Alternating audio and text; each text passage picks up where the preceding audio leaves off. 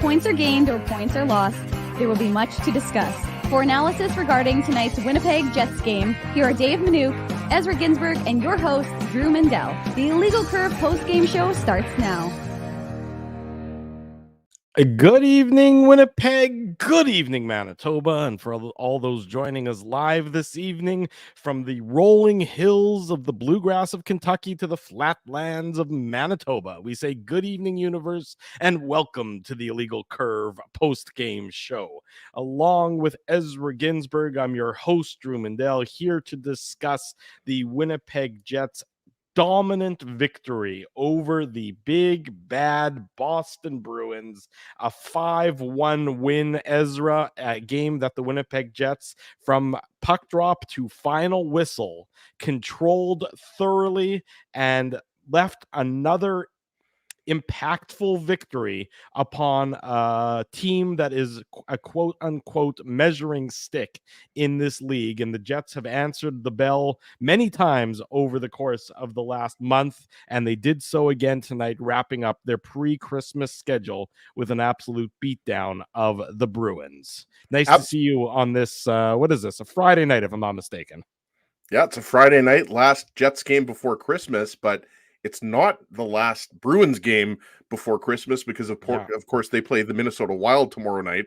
I bet they wish that was the last game because they probably, would rather just go to a hot vacation than have to play another game. But you could also look at it like the Bruins have an opportunity to go into the Christmas break with a win, but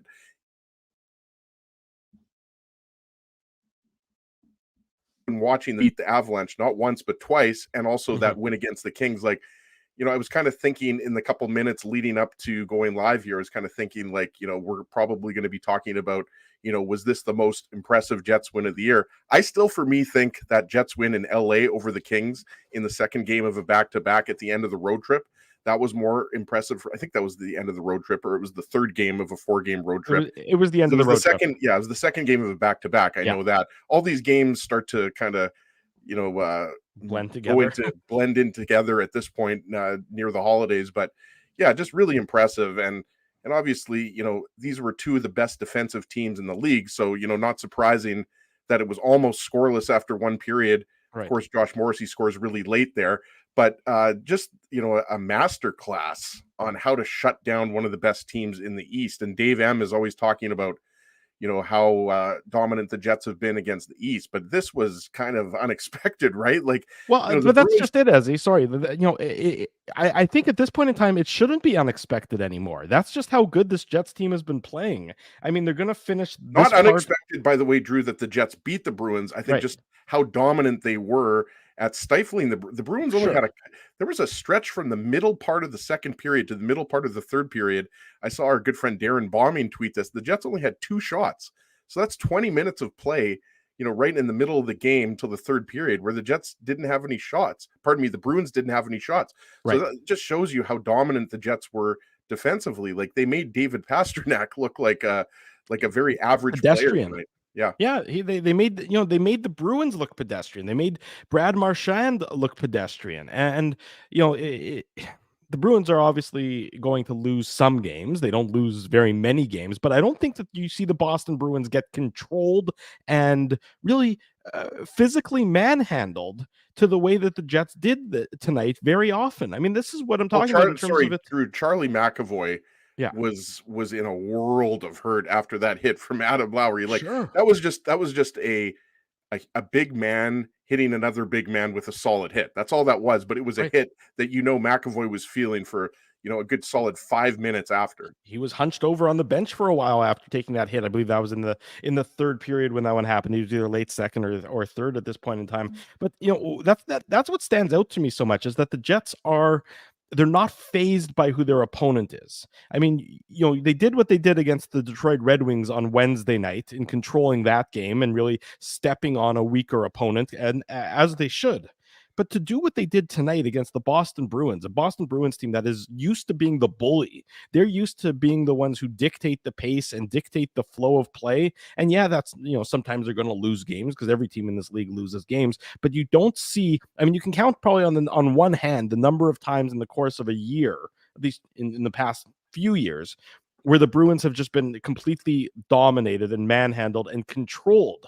And so the Bruins had no answer and they had no response. They couldn't penetrate the Winnipeg Jets' defensive zone coverage. Everything was to the outside. I mean, they get their one goal, and we'll get into it on the Betway game recap coming up here in a little while. They get their one goal on what is absolutely a well, the game fluke. Was long gone Yeah, after of course, that point. it's a meaningless goal, and it's a fluky goal. It's not like that's, the shot expectancy or the goal expectancy on that shot is very low. It happens to get a bad deflection and past Connor Hellebuck, but really, I was watching. I had the privilege tonight of watching the NESN, the New England Sports Network broadcast of the game. I wasn't watching our friends at TSN3 tonight. I was watching the NESN broadcast, and throughout the course of the game, you could sort of see their tone change towards the Jets. In the first period, they were like, okay, the Jets controlled that one, but I think there was some opportunities for the Bruins that maybe they didn't take advantage of. And then by the time the second period rolled around and they saw that the Jets were just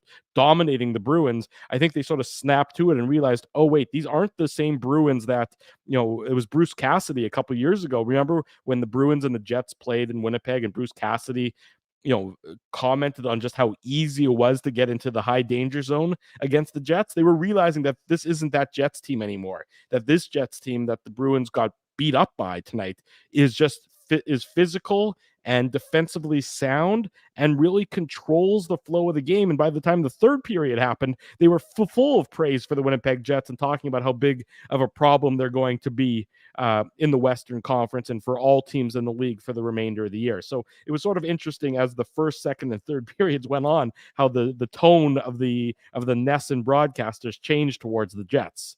Yeah, and it's like you said earlier, right? Like, no one should be surprised, how the Jets played. Maybe, you're more surprised at how poorly the Bruins played at times. And you could look at it that, like, that was the Jets shutting them down. We just had the comment there. Not sure if you saw Biz Nasty also had a comment about, the Jets could possibly win the cup this year. Obviously, we're only at game 31 or 32 here. So, we're not going to get that far ahead of ourselves. But yeah, that style that the Jets are playing is reminiscent of 2018 when they had the ability to shut teams down. They had 4 good scoring lines, just like they have now. The Scheifele, Ehlers, Velarde line, like, they're just having fun out there. Like, they're just enjoying what they're doing. Like, they're just loving being professional hockey players. And it helps when you score every single night, right? But I mean, look, Nino Niederreiter was awesome tonight. Cole Perfetti was great tonight. I really like, we were very critical of Neil Pionk last year. That was arguably his worst year as a Jet.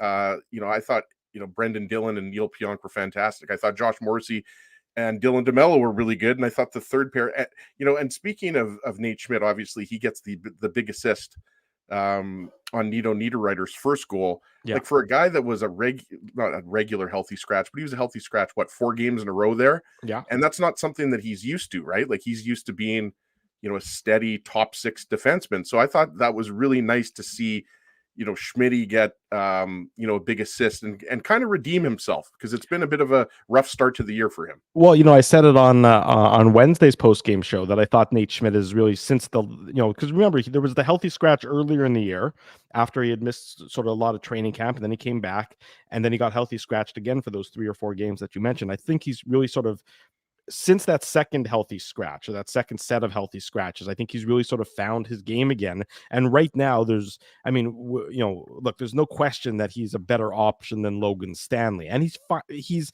not going to be, he's not going to be worth his contract anymore. I think that, unfortunately, or for better or worse, that contract is not going to age great, and it's going to continue not to age great. But if he can play like he's been playing the last couple of games, the Jets, pardon me, I had to sneeze there. The Jets are going to be, thank you. The Jets are going to be in an okay position. He's been playing with some more confidence since that last stretch of healthy scratches, and I think you saw that again tonight. I mean, look, that is, that was a beautiful play. It was a beautiful setup to put the puck, towards Nino Niederreiter, and it wasn't exactly on his stick, but it was close enough that Niederreiter was able to do something with it, and we'll get into that when we get the recap going in a couple minutes here. But look, top to bottom, this Jets team, there's no warts. There's no obvious warts right now. There's no obvious, areas of concern. Can they be better? Yeah, because all people can be better, and can the team be improved upon? Yes, because all teams can be improved upon, especially the special teams, right? Well, Like, sure. obviously tonight, what the power play was good, but I mean that's one area where you would say the Jets aren't, let's say a top 5 or even top 10 team in the league. Right. But the fact is, they're the best team in the league right now at even strength.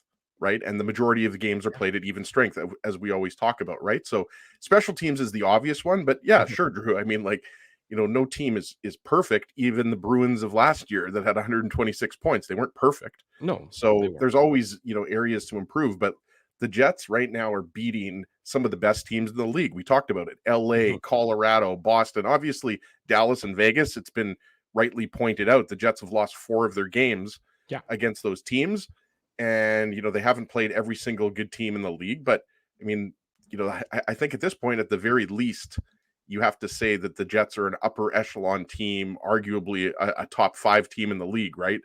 And they're really silencing a lot of critics of the Jets that thought maybe, we were going to see a similar kind of downfall that we saw last year. And that downfall did start around this time last year. Right. But we've talked about it. I mean, look, the Jets could go on a losing streak at any point. I mean, that could happen in any sport, but I just don't feel that we're going to see the type of collapse that we saw last year, just based on how different the makeup of this team is. How different it is, and the style of play that they demonstrate night in and night out, and how repeatable it is. It's not one-offs. It's not hope and pray that your goaltender makes 50 saves. This was, I mean, look, the shots on goal. I mean, they ended the game with the shots on goal being 33-25 in favor of the Jets, but that's misleading. I mean, how many of those shots for Boston came? I mean, I'll tell you exactly how many of them. They got 12 shots. So after 2 periods, after 40 minutes, the Bruins had 13 shots on goal. So, half the Bruins shots in this game came when the game was basically over, when the game was out of hand, when it's meaningless. I mean, and I know shots on goal aren't necessarily the most reflective stat, but when you can hold Boston to 13 shots on goal through 40 minutes, you're doing something. It speaks to just how difficult this Jets team has become to play against, how they are managing just to demoralize their opponents. And Boston, to me, looked like a demoralized team, particularly in that, look, it's 3-0 after 40 minutes. So the Jets are playing great hockey, no question about it.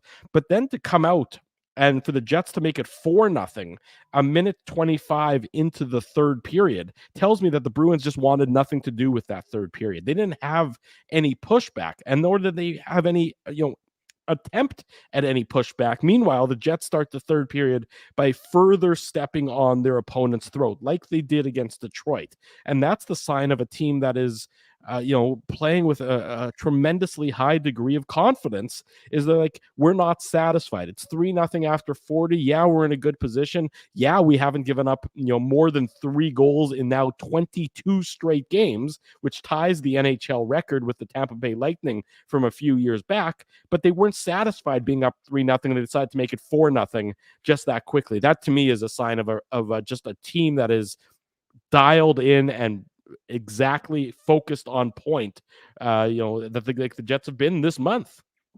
Yeah, and we've got the comment up from T. Pauly, right? Like, they're just smothering teams. He talked about it on the forecheck, the speed. The Jets just didn't give the Bruins a lot of space for the majority of the night. And, it's hard for the Bruins whenever, some of the Bruins talented players like David Pasternak, Brad Marchand, Charlie Coyle, Pavel Zacha, whoever, you want to pick, Jake DeBrusk. Like, it just seemed like every time the puck was on the stick, there was either a Jets defenseman who was there to knock it off their stick, or there was a forward coming back on the back check to take it away. Like, the Jets just played a smothering. That's why T. Conopoli, I love that word. We talked about it. I don't know if it was against Colorado or which game it was. We were kind of calling them the Killer Bees, and the style they're playing really does remind me a lot of that 2018 Vegas team, or it resembles the Dallas Stars. Like, I saw a comment earlier, I think we might have put it up, saying that the Jets, basically beat the Bruins at their own game, right? And I agree with you. They are playing with a certain confidence. You've called it swagger a few times, Drew. Yeah. I think they are playing with, something that we haven't seen in, at least, 3 or 4 years here. Like, 2018 is the barometer, right? Like everybody goes back to 2018 and you want to compare teams, right? I don't think it's fair to compare, teams from 5 years apart. But if you want to just compare the success, that team I think had 112 points, something like that, Sure. 114 points. Well, I don't know if this year's Jets team will get there, but I mean, I think they have a shot, getting close to 110 the way things are going. They're certainly not going to be, in the high 90s like a lot of people were predicting, myself included. But these are the types of games, and you mentioned, the 3-0 goal, obviously. As you mentioned, we'll get into that in the Betway game recap. But in the third period, even with a 3-goal lead, I mean, I thought the game was over after Niederreiter scored on the power play. But the fact that the Jets didn't take the foot off the gas, and Adam Lowry obviously had a phenomenal game, but scoring that early goal in the third period, that was the goal that really sealed the deal. I mean, like I said, the Niederreiter goal was your insurance goal, but they didn't sit back, and they play a very similar game from period to period. And that has been the criticism. Look, we've talked about this so many times, Drew. The Jets scoring goals has never been the problem. They've had elite goaltending for a long time. They've had, pretty solid defense, maybe not as solid as, the group with Trouba, Myers, and Bufflin, and etc.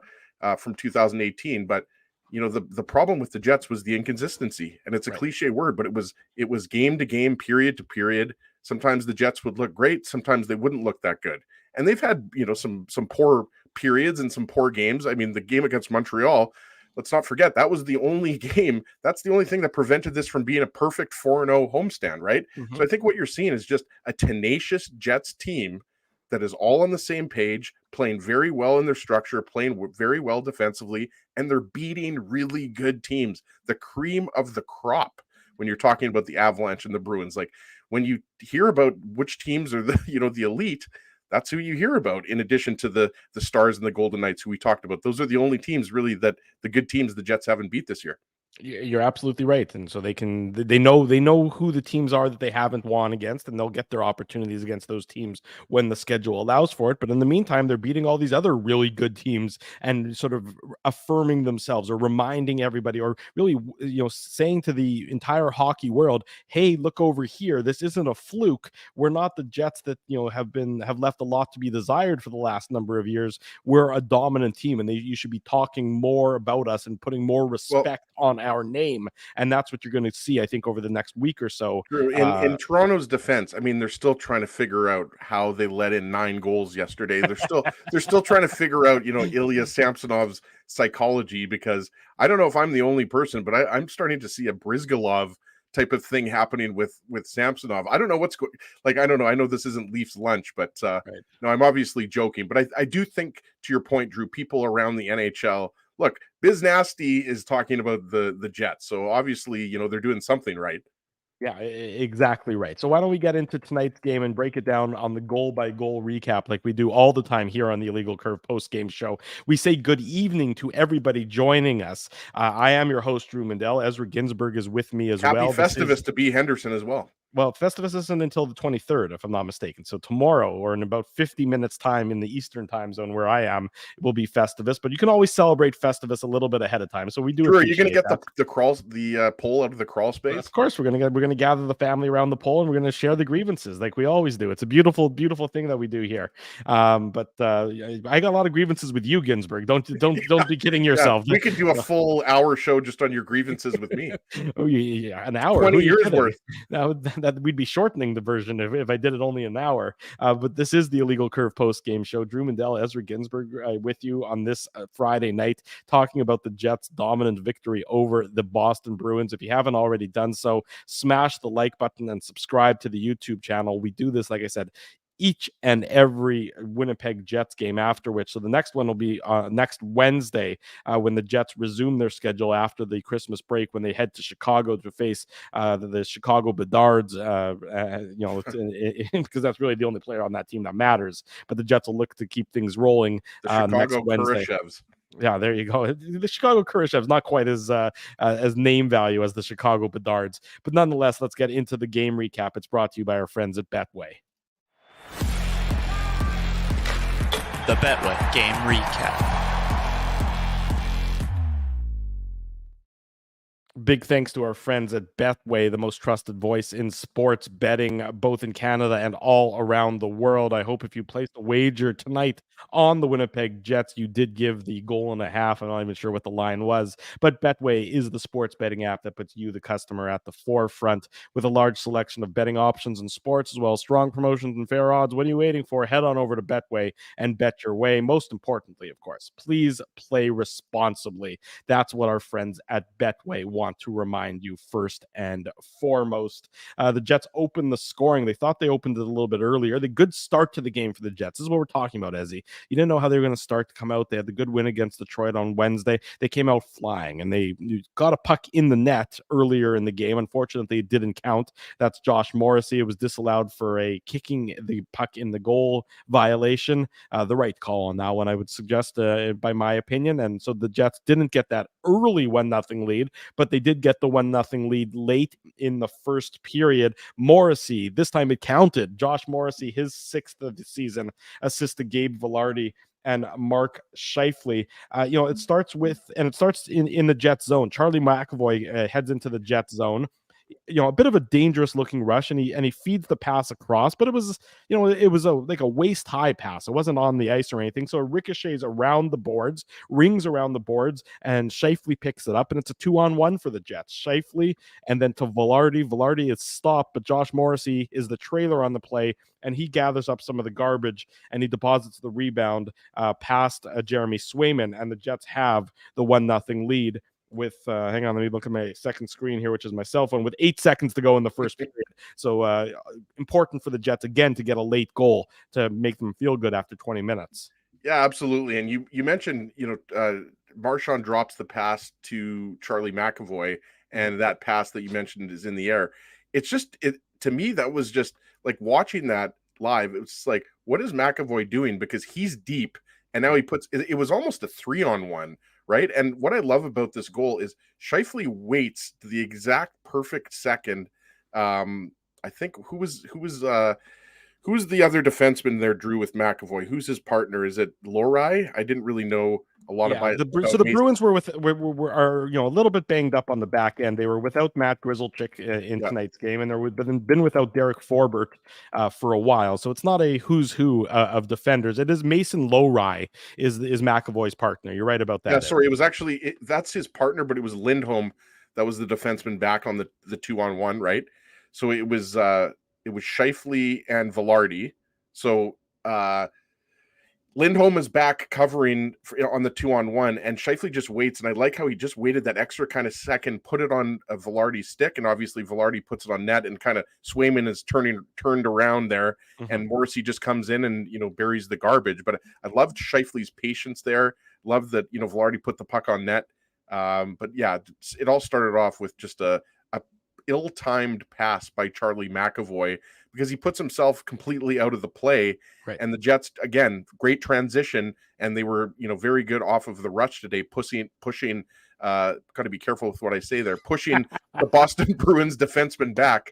But yeah, really like Scheifele's patience there, and obviously Josh Morrissey makes up for the disallowed goal from earlier, as you mentioned.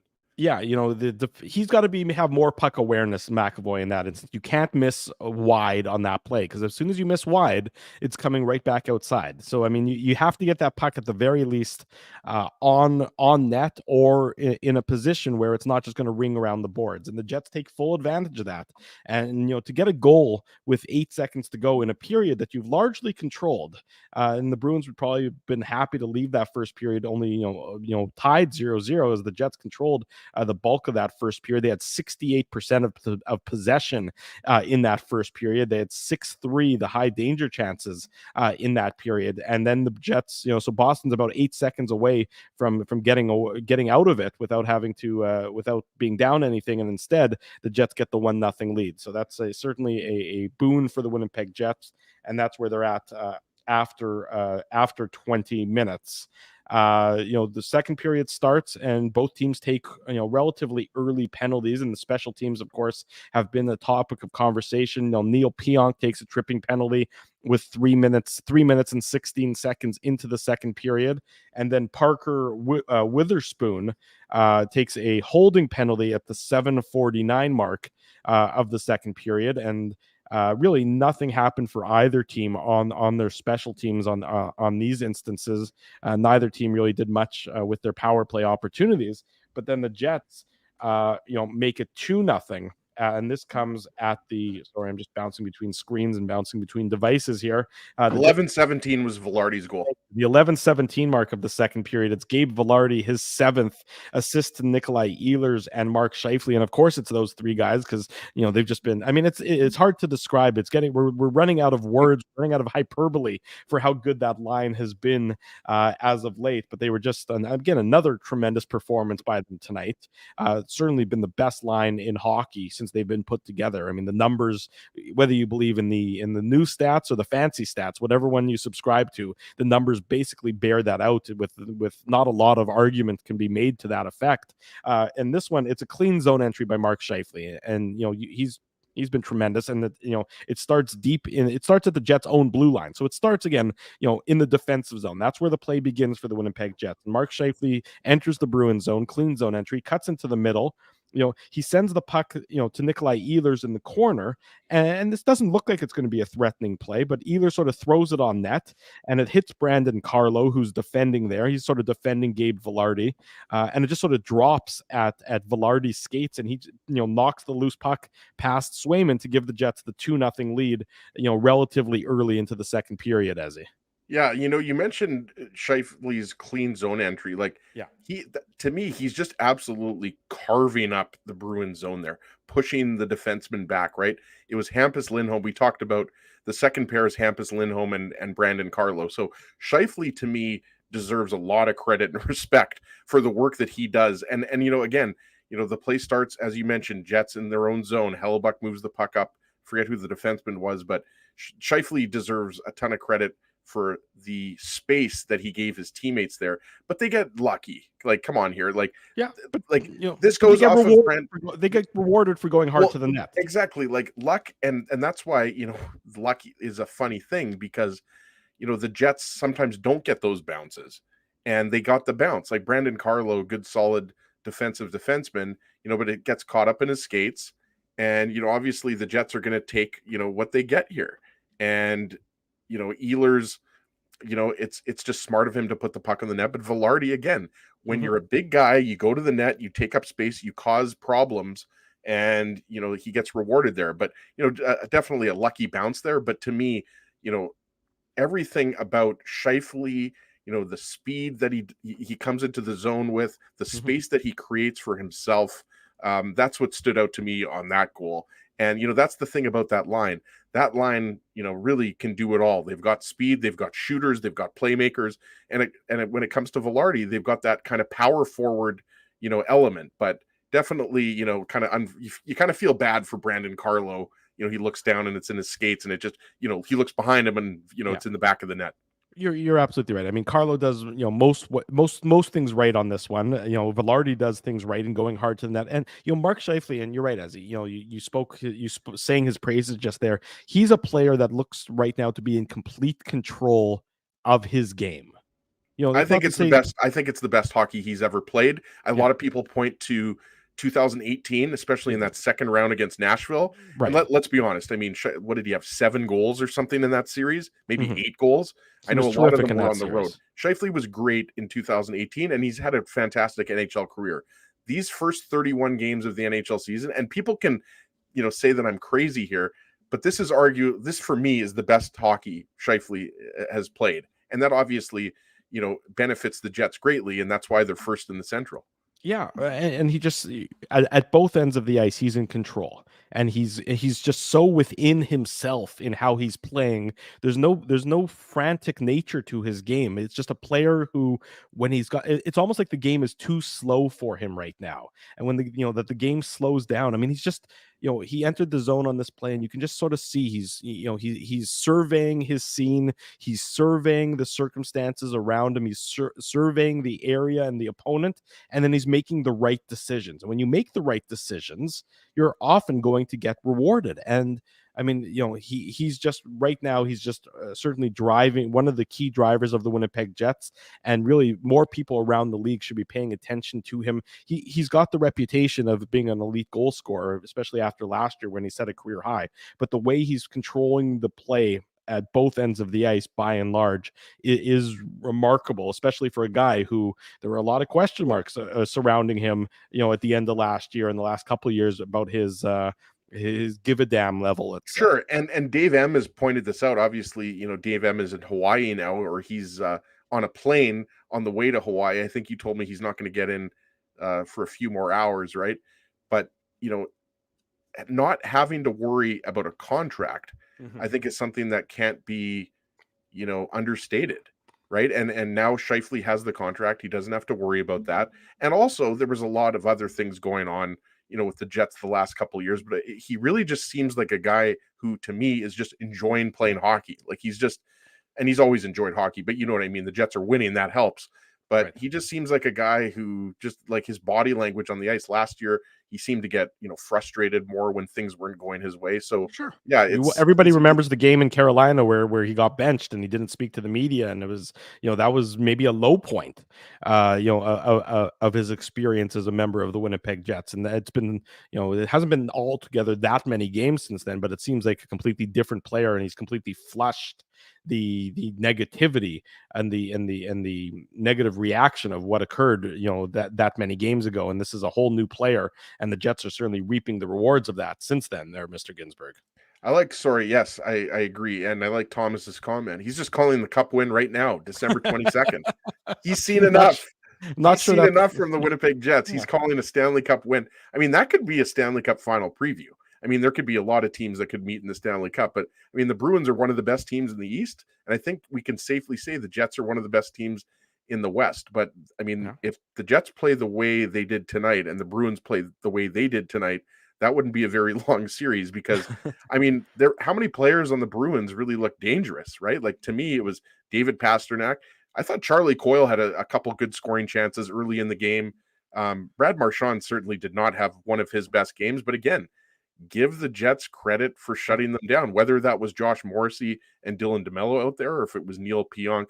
And I noted at least 3 plays where Neil Pionk just made a good play on Marchand. And again, that smothering defense is just frustrating teams.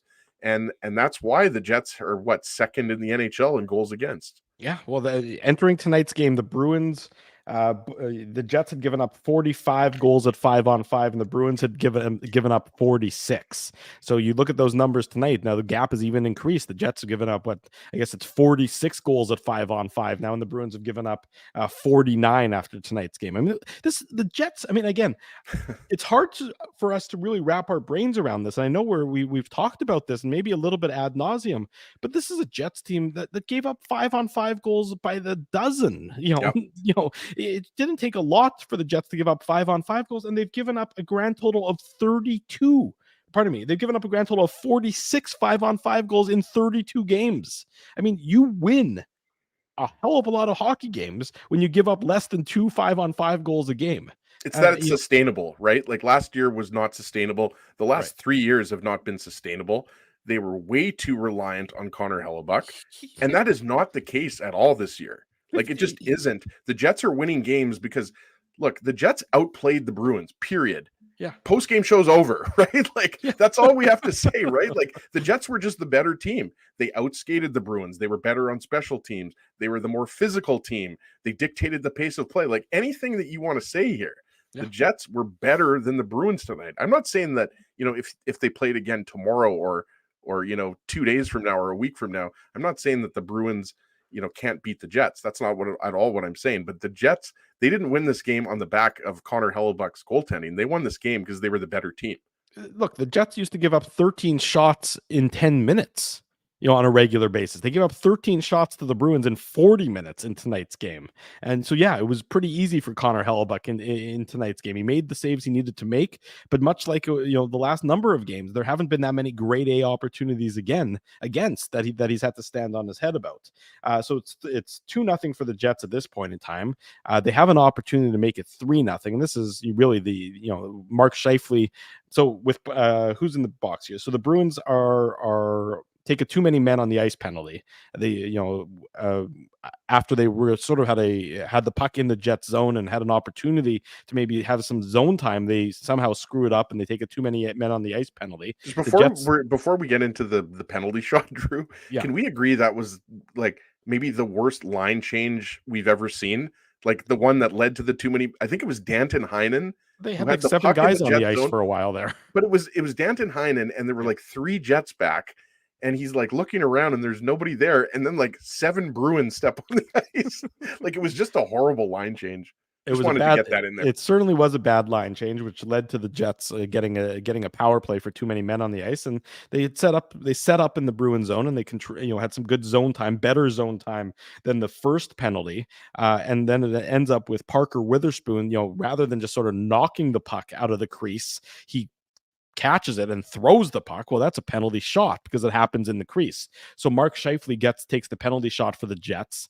Instead of it being a 5-on-3, this ended up being with a penalty shot. And Mark Scheifele gets stopped by Jeremy Swayman. Okay, you're thinking, maybe nice save by Swayman. By the way, Drew, someone earlier was asking if that would have been a power play goal, the penalty shot goal. I don't think it would be. Well, I mean, I'd have to check, but I don't think a penalty shot goal would be considered a power play goal. I could be wrong. Chat, prove me wrong. Well, it's interesting. Do we have any officials watching? We have almost 500 people. By the way, we should have more likes. We have almost 500 people watching live here on a Friday night. Hello to everybody that's joining us here for the Jets Bruins postgame show. Do we have any officials in the chat? Because a Hockey Manitoba official might know the answer to that question. Well, here's what I'm going to tell you. So I'm looking at the game summary, which you can get on NHL.com. And, so they list anytime there's a penalty shot, they list it on the game summary, whether or not it's a goal or not. This one, it says, it says penalty shot, and it says even strength, or EV, which would mean even strength. So maybe you're right that it wouldn't have counted as a power play penalty shot, because that's this is really into a gray area that we're delving deep into. So we'll let an official, we'll ask our friends at Scouting the Refs, how that would have been scored on the ice. But it's like you said though, Drew, like when it's a penalty shot, how could it be a power play? Because there's nobody else on the ice, right? Like I realize that at the time it was a power play. Right. But again, I don't know. We'll see. In any event, T. Conapoli is saying it's not a power play goal, and T. Conapoli is much smarter than both of us combined, Drew. There's no question about that. In any event, Mark Scheifele is stopped by Jeremy Swayman, but the Jets still remain on the power play because this is the power play that they got for the too many men on the ice penalty. So Scheifele is stopped at the 17-16 mark, and then with 5 seconds to go in the penalty, the one for the too many men, Nino Niederreiter gets his 9th of the year. So this one's for sure a power play goal, no question about it. Nino Niederreiter, his 9th of the year, assist to Nate Schmidt and Neil Pionk, and we sang the praises of Nate Schmidt earlier during the post-game show. This is a nice play by him. So this is the second power play unit on the ice, and he's got the puck towards the top of the blue line, but a little bit inside the blue line, and he sort of pump fakes. He looks like he's going to tee it up. Instead, he gives himself a little more time and a little more space, and he opens up some gaps for the Jets, and he is able to find Niederreiter with the pass, and it's a bit into Niederreiter's skates, but he's got so much time and space there, Niederreiter does, nobody's near him, that he's able to gather the puck up and just tuck it behind Jeremy Swayman into the wide open net. And you could see how the pump fake by Nate Schmidt really created that gap and how it opened up that lane for the Jets, and as a result, they get the power play goal. This with 2 minutes and 19 seconds to go in the second period, and it's a 3-0 lead for the Winnipeg Jets, Ezzy. Yeah, I think Dave Minuk might have popped into the post-game show. I'm not sure what's going on here. You saw that, Drew, so I'm not sure if Dave is going to be joining us from the plane. Yeah, it says he's not real. He's messaging us in the private chat saying he's not really here. So I'm not sure what that's all about, but in any event. Well, Dave M is omnipresent. So even if he's on a plane to Hawaii, he can still, I guess, be on the post-game show. But look, I mean, first off, one thing that stood out to me is Cole Perfetti got the puck to Nino Niederreiter, who was to the left of Swayman, right? And he went between the legs to do a between the legs pass to Neil Pionk. And I remember thinking to myself, like, what's Niederreiter doing there? Like, that's too fancy, up 2-0. But you talked about Nate Schmidt's patience here. Like, and I mentioned this, 20 minutes ago or whatever, towards the beginning of the show. Like, I just love the fact that, Mark Scheifele gets stopped on the penalty shot. The Jets put their second power play unit out there, and Nate Schmidt is a key primary, primary assist, but, a primary reason, why this goal is scored. Just a great pass to Nino Niederreiter, and obviously he controls it in front of the net and makes no mistake about it and beats Jeremy Swayman. So obviously, if you're looking for a turning point, this is a turning point in the game, right? Late in the second period, they don't score on a penalty shot. And I just like how Niederreiter, the pass is a little bit in his skates, but he still controls it. But just love the patience by Nate Schmidt and the pass to Niederreiter. And just forgetting about the goal for a second, again, going back to what I said, Schmidt's one of my favorite guys on the team because I do think he's one of those quote unquote glue guys. Like, remember when Schmidt was acquired by the Jets? Everybody talked about how, great of a personality he was. People obviously still do talk about that, but you just love to see that for a guy who was criticized heavily earlier in the season. He was healthy scratched, and now he picks up a big assist on the Jets' third goal. So great to see for Nate Schmidt, a guy that it's very hard not to like. Yeah, exactly right. He certainly keeps things loose in a dressing room that has often been considered to be, maybe too tight. Probably not this year. The Jets, winning is the best deodorant, as the old expression goes, and the Jets are certainly doing more than their share of winning. 3-0 after 40 minutes. I use Axe Winnipeg spray. Jets. That's good to know. I'm thrilled that you're a teenage boy. Naomi doesn't like it. Yeah, well, that's usually I think it's that like high school boys is what they're using for the most part. Like, Drew, you're like a green speed stick guy. I'm not. You're completely wrong on that front. Okay. And really, I don't think anybody cares about Arm and Hammer. Nobody cares about the different antiperspirant that I use. I can assure you of that. I use antiperspirant, not deodorant. Well, deodorant doesn't do the job for me.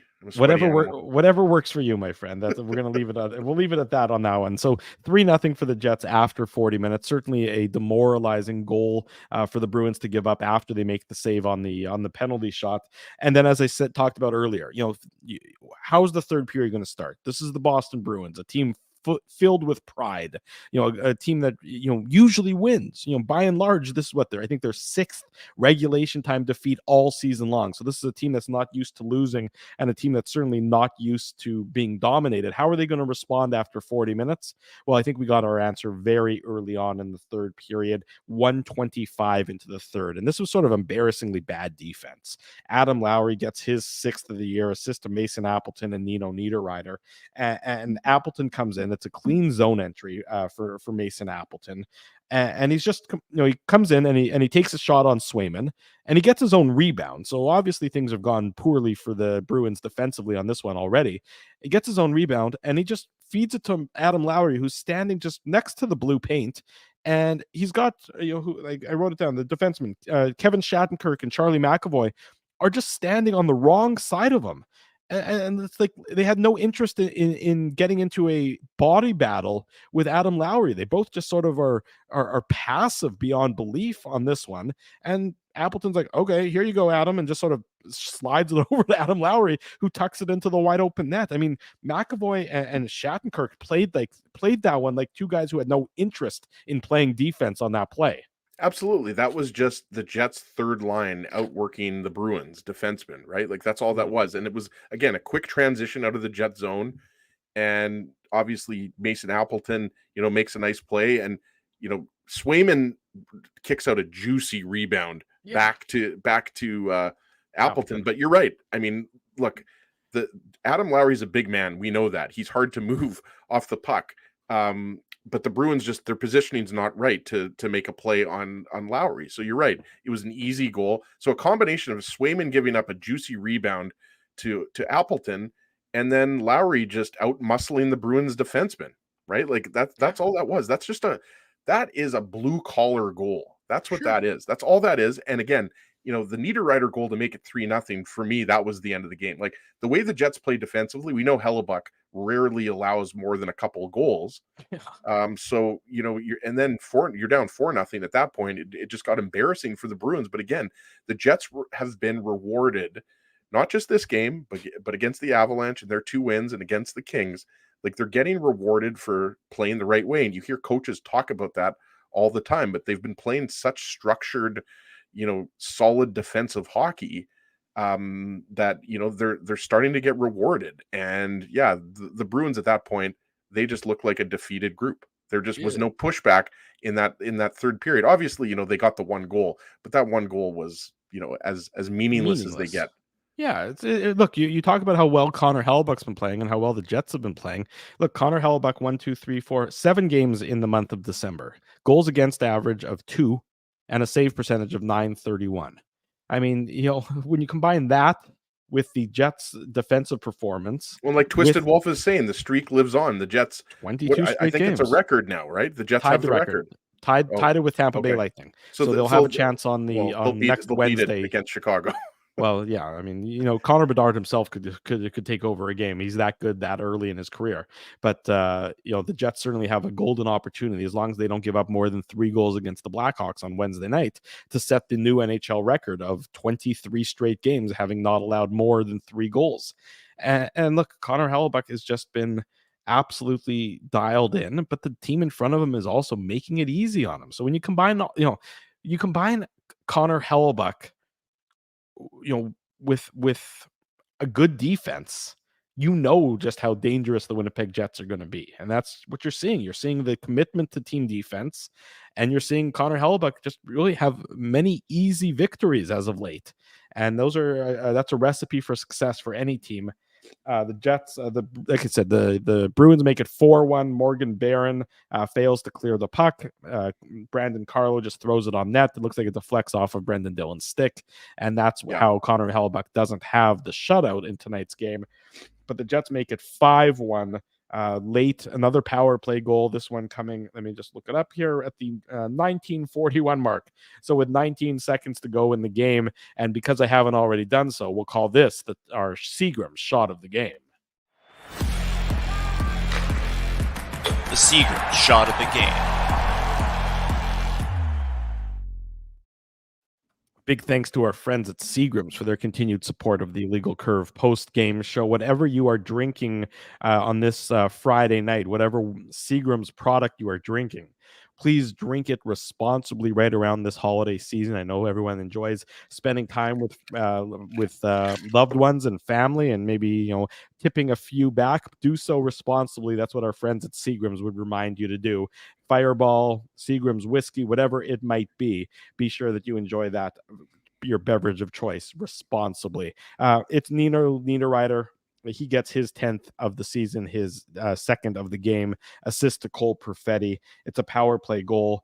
The Bruins just don't cover him. He's just in the slot. He's all alone. Perfetti slides the puck over to him, and Niederreiter on and off his stick real quick. And it's just really the icing on the cake, the cherry on top of the ice cream sundae, whatever dessert-related analogy you want to use. It makes it 5-1. Keep talking about those desserts, Drew. You're getting me excited. Well, you know what? As everyone knows, I'm in Kentucky broadcasting tonight.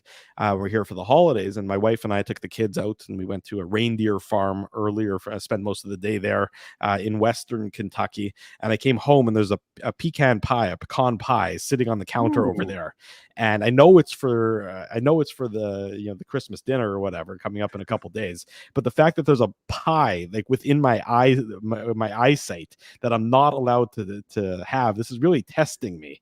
I feel like this is some sort of biblical test. Like, is it on a ledge? Like, is it elevated? As well, yeah, it's on the counter, so it's not cooling on a windowsill where a hobo is going to come by with his spindle and steal the pie. But it's very. Your in-laws are going to wake up tomorrow and there's just going to be an empty pie tray, and they're going to know that it was Drew that did his damage. But Drew, that pie if that was me, that pie would already be gone. I know that. I mean, they have enough hope and faith that I'm not going to just snag the pie and before the rest of the family can have their get their knife into it. But it really is calling my name just over there. It is tantalizing me right now that pie is just sitting by there. the way, do we say pecan or pecan or pecan is what pecan, I was. I used to say pecan, and then I met my wife and I was informed that everything pecan. I used to say is completely wrong. So pecan pie is the proper pronunciation, but it is. We have to class it up here, right? Like we have to say it, give it its proper French sounding name, right? Pecan. I'm not sure it's French at all. I think it's more Southern than anything, but it's all a matter of opinion. Do where do you put the emphasis on the right syllable? It's a matter of opinion. In any event, the pie is over there. Ezzy's over there. I'm Drew Mindell. I wish I had a pie. Well, if you play your cards right, maybe you two can have a pie one of these days. It's the Illegal Curve post-game show. We're going to be back with more on tonight's Jets victory, a commanding Jets victory, 5-1 over the Boston Bruins. Don't go anywhere. Friday night.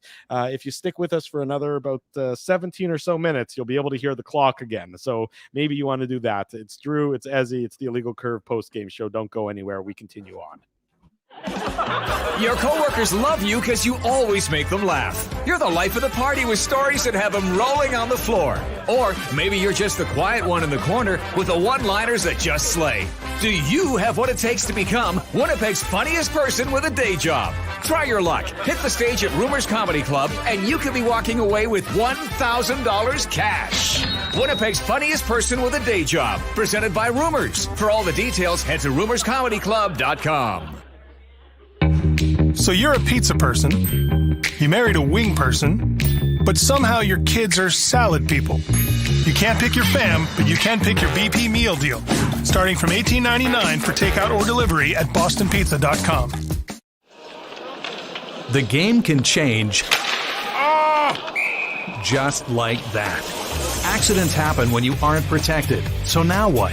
Getting to your injury quickly can make all the difference. Help prevent them from being game changers with Linden Market Dental Center.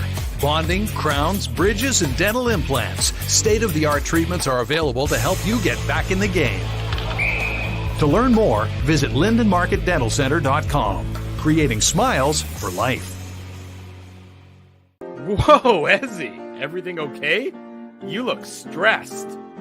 Of course I'm stressed. We're moving, the house is upside down, the kids failed miserably at packing the fine china, and my life is in chaos. Chaos!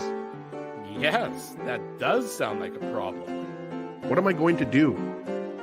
Ezzy, relax. Rolly's Transfer Moving and Storage is the answer. With 60 years of experience in moving Manitobans and a track record of exemplary customer service, one call to Rolly's and your stress is gone. No job is too big or too small. Just visit Rollies.com and they will take it from there. Thanks, Dave, and thank you, Rollies Transfer Moving and Storage, online at Rollies.com. Boston Pizza harnessed Fanalytics to test if the game is better at home or at Boston Pizza. The results are irrefutable. Catch the game at Boston Pizza, powered by Fanalytics. For 3 generations and over 80 years, Tough Duck has been making apparel that works and plays as hard as the people who wear it. From jackets to work boots and everything in between, Tough Duck's clothing can handle the harshest environments, even the Illegal Curve hockey show. Work to live, live to play. Visit toughduck.com.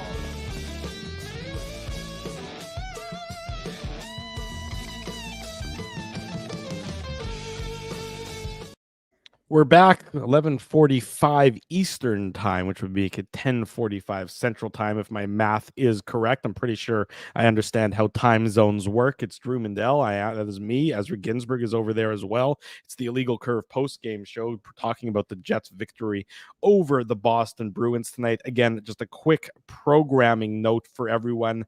No Illegal Curve hockey show tomorrow morning. We're going to take tomorrow morning off right around the holiday season.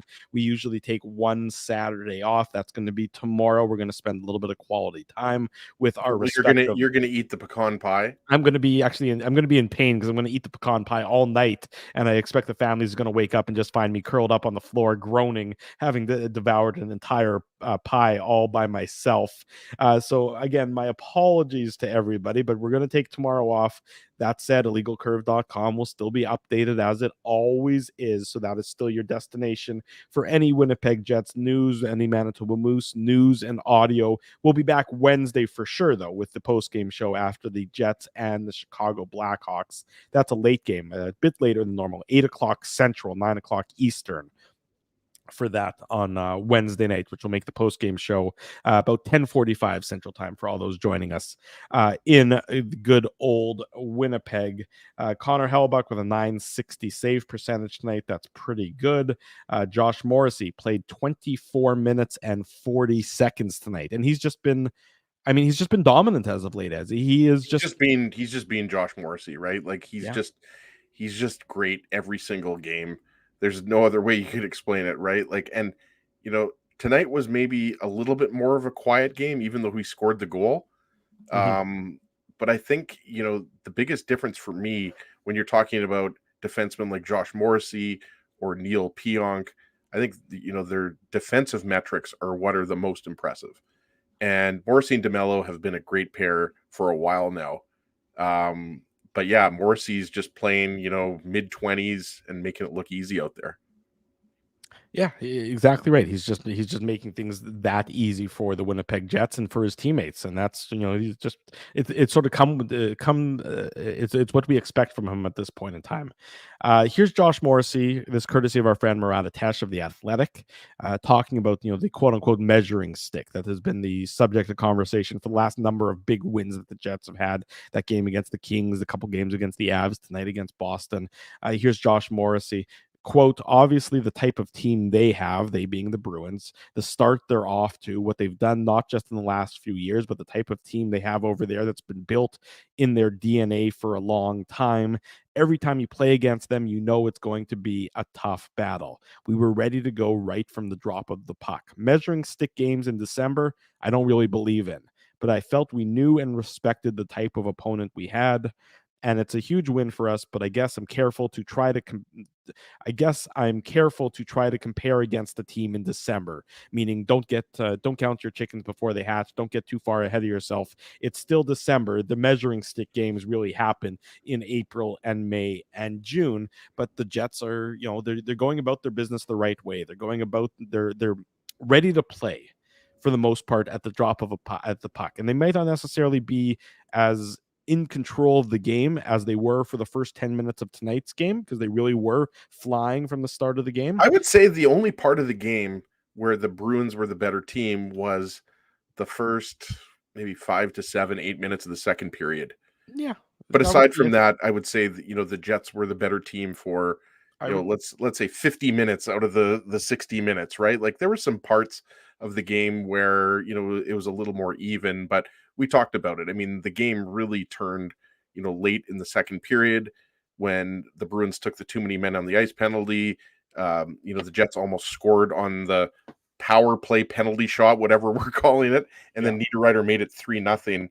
But, the Jets were rewarded for how they were playing. And, they just weren't giving the Bruins, a lot. We talked about it between the middle part of the second period and the middle part of the third period. The Bruins only had 2 or 3 shots. So, yes, they're not going to award the Stanley Cup, but, this is the way you want to go into the Christmas break, beating one of the best teams in the league.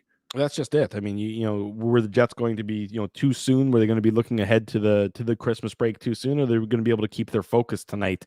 And we certainly saw the answer to the game, and that they kept their focus firmly where it needed to be in a dominant victory over the Boston Bruins. A lot of national media, both in north of the border and south of the border, paid attention to tonight's game and really are noticing the Winnipeg Jets. You mentioned Paul Bissonnette's comments, the way the Jets are playing, that they could be a Stanley Cup contender, just grinding you down. And that's really the MO for this Winnipeg Jets team, is to is just to be so physical and tough to play against, while at the same time, they're scoring this many goals. I think it's now 4. They're averaging 4 goals a game without Kyle Connor in their lineup. I mean, that's something. I don't even think we've mentioned Kyle Connor's name. I know people you haven't had to in the chat have been talking about Connor, but that's absolutely right. If the Jets had lost, another game or a couple more games, if this, if they had gone 1-3 on this homestand as opposed to 3-1, obviously that would be part of the narrative, right? Well, they're without Kyle Connor, but you're right. I mean, that's the thing. We talked about it at Farmery Brewery when we were doing the show there on Saturday morning. We talked about, Scheifele, Velarde, Ehlers, and how it's going to be tough to break up that line, right? Like we've all seen the numbers, like the expected goals against, like that line is dominant at 5-on-5. Now, when Connor comes back, he'll go to the top line. I mean, that'll just happen. But the problem is then you're breaking up a really, like, Scheifele, Velarde, Ehlers is one of the best lines in hockey right now. So yes, the Jets are succeeding and flourishing without one of the best goal scorers in the league. And you have to, tip your hat to that. Well, and what's most impressive again about what Scheifele and Velarde and Ehlers are doing is that they're not doing it against weak opponents. They're not doing it against other teams' fourth lines. They're matching up usually against other teams' top lines and just controlling the play. Again, Brad Marchand, David Pastrnak, they don't get controlled like they did tonight on a regular basis. This was not something that you usually see. And I thought you saw some frustration from both of those players. I mean, anytime they had the puck on their stick, and they're always going to have the puck on their stick, the Jets did such a good job of getting sticks in the lanes or keeping it to the outside and preventing Boston from really getting their, and Boston's not a dominant team offensively. They don't score a ton. I think coming into tonight's game, they were 20th in terms of goals for in the NHL. They don't give up a lot. They gave up an unusual amount tonight, but they usually don't give up a lot, but they don't score a ton either. And when you can neutralize Marchand and Pastrnak, you're going to win the game, but usually you can't neutralize those guys. Pastrnak had one shot in 17 minutes of ice time. Sorry, It was, to be exact, it was 17 minutes and 43 seconds. He had one shot. And the craziest thing is, I think a lot of people forget Pastrnak had 113 points last year. 113 points. So Pastrnak, I mean, obviously, he's not, Connor McDavid, who had 153 points, but, Pastrnak is a top 10 offensive forward in the league, maybe even top 5. Right. And the Jets made him look very average tonight. So again, you're right. I mean, and again, these are the things that, hockey coaches always talk about, how you're successful is by taking time and space away, getting sticks in the lane, being hard to play against. And that's the other thing too. All the forwards the Jets have brought in, whether it's Gabe Velarde, Alex Iafallo, Vlad Nemesnikov, Nino Niederreiter, Axel Janssen-Fjällby, who they got off the waiver wire. Yeah. Like they found, and he had a scoring chance tonight as well. Yeah, but they're just these are, not only are they hard to play against, they're just good, solid, all-around hockey players, right? They're not superstar hockey players. They're just really good hockey players. And Niederreiter and Velarde, they have found their stride, especially Velarde on that top line. Niederreiter's been good all year long. And I mean, that's why he was rewarded with the 3-year contract, right? The Jets were like, you want to stay in Winnipeg? Yeah, we'll give you $4 million a year to stay in Winnipeg. We love you, Nino. And then Velarde, after the injury, took him 3 or 4 games to get going. But right now, I mean, he's looking like an 11th overall pick, isn't he? He just looks like he's so comfortable right now playing as a member of the Winnipeg Jets and playing with Mark Scheifele and Nikolai Ehlers. It's nice to see a guy just sort of growing into his role and growing into his pedigree. And that's what I think you're seeing from Gabe Velarde as of late, since he's been elevated to that top line. More courtesy of our friend Murat Atesh of The Athletic. This is Rick Bowness about people noticing how good the Jets are playing. Quote, regardless of what people think about us or how they measure us, we just measure ourselves against ourselves. This is how we want to play. This is the Winnipeg Jets hockey team. We have high standards here. We have a good hockey club. We believe in ourselves, and that's all that matters.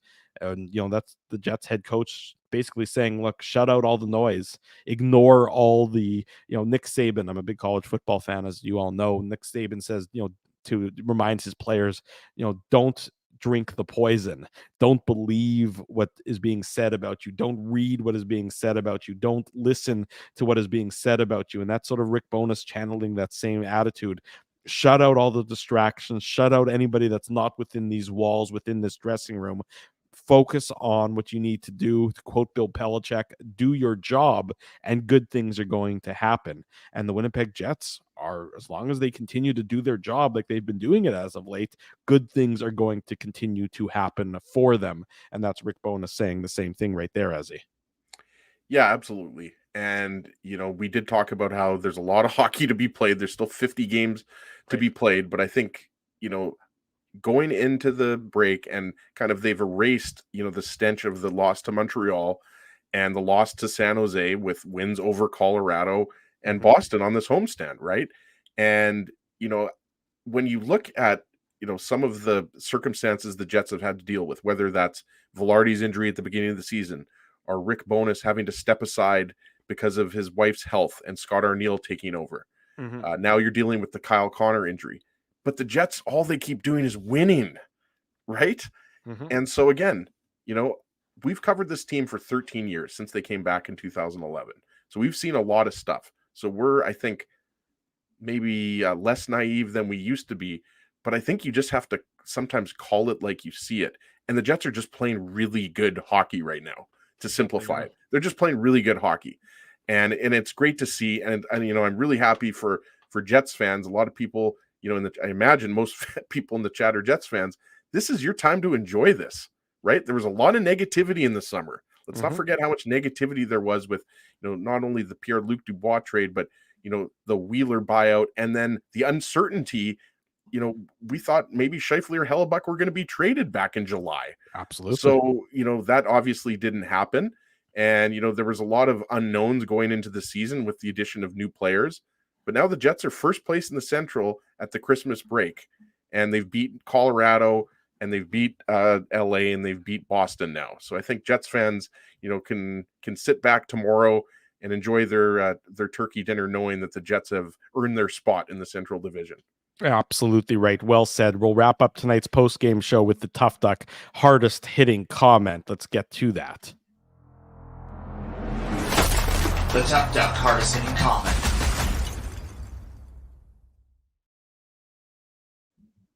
While you get that ready, Ezzy, I'm going to get the clock ready as well, because we're about a couple minutes away from the. Dave sent me the screenshot yesterday. I like how you get that Shure microphone right near the grandfather clock so everybody can hear it. Lots of good comments in the chat tonight. We've got 488 people watching live. We had over 500 people watching live. I'll get to the comment quickly so we can hear the clock, Drew. We are going to give tonight's Tough Duck hardest hitting comment. Where is it here? We're going to give it to. Hold on, I had a few comments. You had one job, and it's to be prepared for this comment. It's to get this comment up on We're going to give it, hold on. We're going to give it to Bart Omand here. That was complete masterclass of how to play hockey in the best game I've seen the Jets 2.0 play, period. I like that bold proclamation. So Bart Omand, send me an email, Ezra@illegalcurve.com, or slide into my DMs on X/Twitter @ICSEG with your mailing info, and Tough Duck will ship out a toque to you.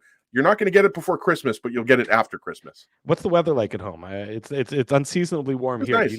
It's nice. Okay. Yeah, I feel like it was like around -5 today. It was snowing a little bit. It was foggy out in the morning. But Drew, more importantly, when is that clock going to ring? Any minute now. Any chime. Is that now, what you call it? Is that what you say?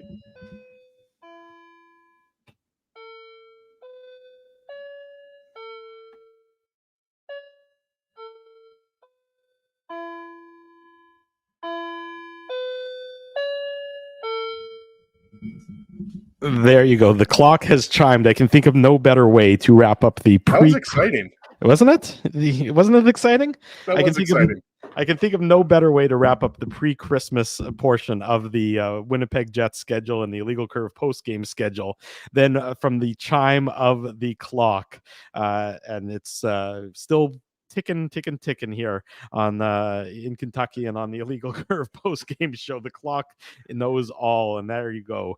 We'll be back on Wednesday night for the post-game show after the Jets and the Chicago Blackhawks. Congratulations to Bart Omand, of course, for winning on the Tough Duck hardest hitting comment. It's been a lot of fun, and there's been so many of you joining us tonight, and it's terrific. So please smash the like button if you haven't already done so, and subscribe to the YouTube channel. We do this again on Wednesday night, and we do it after each and every Winnipeg Jets game here with the Illegal Curve post-game show. I do want to say a big thank you to all of our sponsors. We're going to say a little bit, we'll do a nice little Christmas greeting as well, but I got to give a big thank you and a big shout out to the sponsors of Illegal Curve who make the post-game show, the Saturday show, and the website a possibility. Our friends at Rumors Restaurant and Comedy Club. Maybe you're looking for something to do on New Year's Eve still. If you're looking to make New Year's Eve plans, may we recommend Rumors Restaurant and Comedy Club. Our friends at Linden Market Dental Center, Zappia Group Realty, Betway, Tough Duck, Boston Pizza, Seagram's, Rolly's Transfer, and of course, Farmery Beer support these fine businesses because of their continued support of Illegal Curve Hockey. I'm definitely cracking one of those Farmery icy light beers as soon as we go off air here. I was going to bring one down, but I thought, you know what? I'm going to be sober for tonight's post-game show. This was a big win over the Bruins. I got to keep it classy. That's nice. That's nice of you to stay sober for the post-game show. For 1 hour. For 1 hour. It's very good way to make a sacrifice, again, this is the last show before Christmas. So even though, as you all know, Ezzy and I don't celebrate Christmas, we do know how important of a time it is to gather with your friends and your family and your loved ones. And with all the noise and all the negativity that surrounds us more often than not, it's an important time to sort of step back from that and be with one another and be with our loved ones. And so from both my perspective and Ezzy's perspective and Dave's perspective, even though he's not here, we hope you get some time away. Not too much time away. You still got to come back next Wednesday, and you still got to go to illegalcurve.com in the interim. But we hope you spend some time with your family and your friends and your loved one. You get together and you share some laughs and you share some love, and you just get that quality time and get to recharge a little bit and refresh yourself, and so that we can go hard again for 2024 and for the next couple of Winnipeg Jets games and everything else that goes on in your life. All the the important stuff and whatever it does that for you to spend this time together. We hope you really enjoy it and you cherish it. And we appreciate each and every one of you for joining us as often as you do here on the Illegal Curve post-game show. Because frankly, if it wasn't for all y'all joining us here, we wouldn't be doing this. You guys are the key to this. We do it as long as you guys keep showing up. And so, when we ask you to smash the like button and you go ahead and do that, we appreciate it. And when we ask you to leave us feedback and you go ahead and do it, and we appreciate it. And when we ask you to subscribe to the YouTube channel and you do it, we appreciate it. And when we ask you to go tell a friend that the best place to be after each and every Winnipeg Jets game is back here on the Illegal Curve post-game show, well, we appreciate it when y'all do that for us. So on behalf of Dave in absentia, on behalf of Ezzy there on the screen, on behalf of yours truly, Drew Mandel, all the best in the holiday season, all the best over Christmas, all the best with your friends and your family and your loved ones, and however you're going to celebrate. We hope that you do so safely, and we'll see you back here on Wednesday night for the Illegal Curve post-game show after the Jets and the Blackhawks. Until then, for Ezra Ginsburg, I'm your host, Drew Mandel. We wish you good night and good luck, and thanks for watching the Illegal Curve post-game show. Merry Christmas.